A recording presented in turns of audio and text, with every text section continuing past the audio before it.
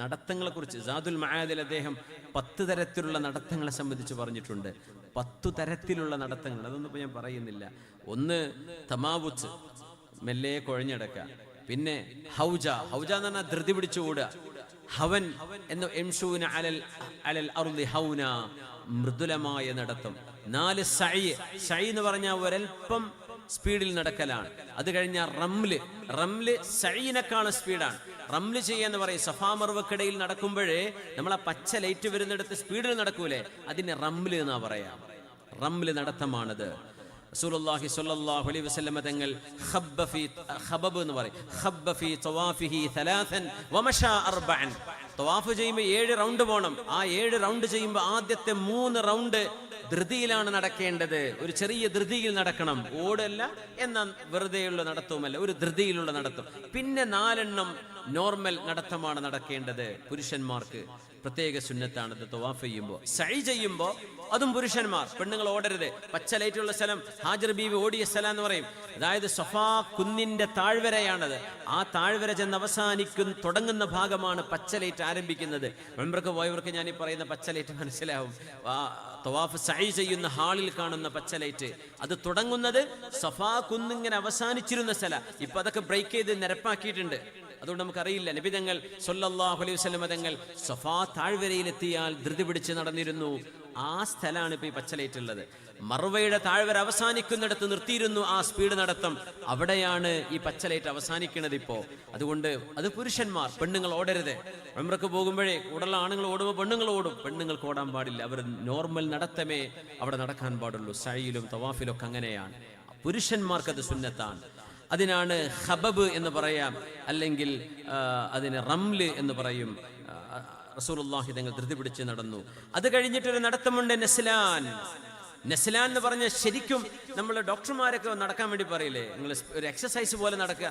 ആ നടത്തത്തിനാണ് നസ്ലാൻ എന്ന് പറയാം.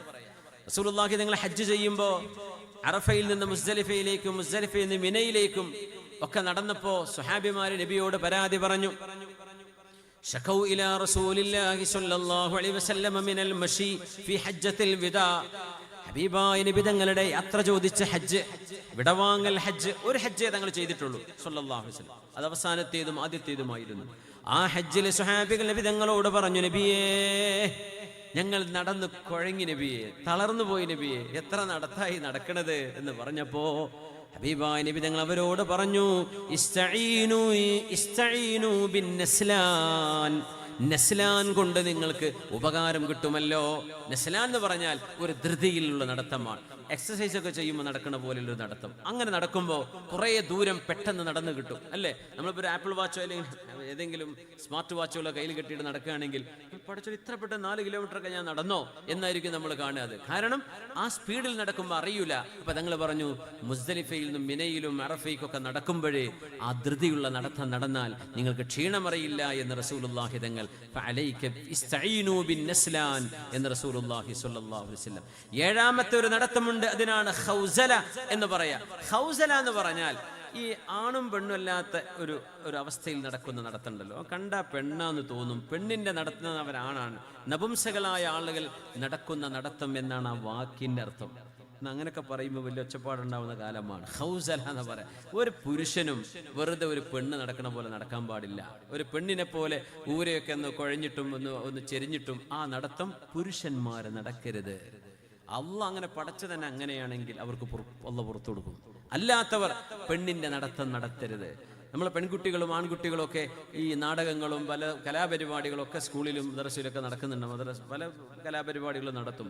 ഒരിക്കലും ഒരു പെൺകുട്ടിയെ ആൺവേഷം ധരിപ്പിച്ചുകൊണ്ടോ ഒരു ആൺകുട്ടിയെ പെൺവേഷം ധരിപ്പിച്ചുകൊണ്ടോ അവരെ അത്തരം കാര്യങ്ങൾ ചെയ്യിപ്പിക്കരുത് എന്നാണ് ശർഈന്റെ തീരുമാനം. അള്ളാഹിന്റെ ദീൻ അതാ പറയാം.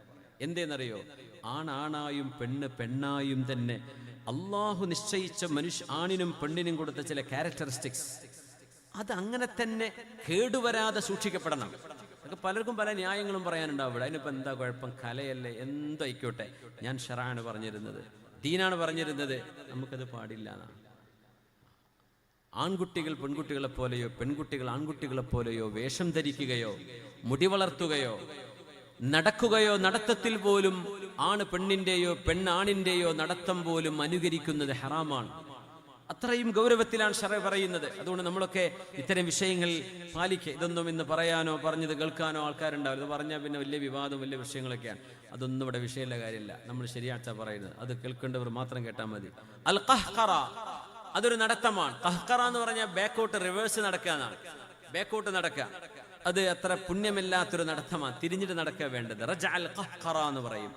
പിന്നെ 9ാമത്തെ നടത്തമുണ്ട് അൽ ജംസ എന്ന് പറയുന്നത്. അത് നടക്കുന്ന ആള് ചാടി നടക്കുന്ന നടത്തമാണ്. ഒരു ചാട്ടം ചാടിയിട്ട് നടക്കുന്ന നടത്തം, അതിന് ജുംസ എന്ന് പറയും. 10ാമത്തെ ഒരു നടത്തമുണ്ട് തബഖ്തുർ. ആ നടത്തം അഹങ്കാരത്തിന്റെ നെഞ്ചു വിരിച്ചുള്ള ഒരു സ്ലോ നടത്തമുണ്ട്. ഒരു സ്ലോ മോഷനിൽ നടക്കണ പോലെ ഒരു നടത്തമുണ്ട്. അങ്ങനെ നടത്തം ഒരു മുതലാളി നടന്നപ്പോഴാണ് ഫഖസഫ്നാ ബിഹി വബിദാരിഹിൽ അർള്, അയാളെയും അയാളുടെ വീടും നാം ഭൂമിയിലേക്ക് ആഴ്ത്തിക്കളഞ്ഞു എന്ന് പറഞ്ഞത്. അത് ഈജിപ്തുകാരനായ മൂസ നബിയുടെ കാലക്കാരനായിരുന്ന ഹാറൂനിനെയായിരുന്നു എന്ന് മുഫസ്സിരീങ്ങൾ പറയും. അവൻ ആ ഒരു നടക്കുമ്പോഴാണ് പിടിച്ചു താഴ്ത്തിയത് ഭൂമിയിലേക്ക്. അയാളും അയാളുടെ കൊട്ടാരവും തോട്ടങ്ങളും ഉണ്ടായിരുന്ന സ്ഥലം ഇന്ന് ഈജിപ്തിലെ കൈറോവിൽ നിന്നൊരു 120 കിലോമീറ്റർ അപ്പുറത്ത് ഫയ്യൂം എന്ന് പറയുന്നൊരു തടാകമായി മാറിയിട്ടുണ്ട്.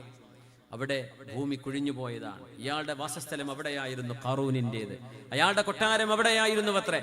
അവിടെയാണ് പിടിച്ചിട്ട് പടച്ചോൻ താഴേക്ക് മറിച്ചിട്ടത്. ഇന്ന് അവിടെ ചെന്നാൽ ഒന്നിനും കൊള്ളാത്ത ഒരു ജലാശയമായിട്ട് ഇങ്ങനെ കിടക്കുകയാണത്. ഞാൻ പോയി കണ്ടിട്ടുണ്ട്. കണ്ട ആൾക്കാർ വേറെ ഉണ്ടായിരിക്കും. ഫയ്യൂം എന്നാണ് അങ്ങോട്ട് പറയാ.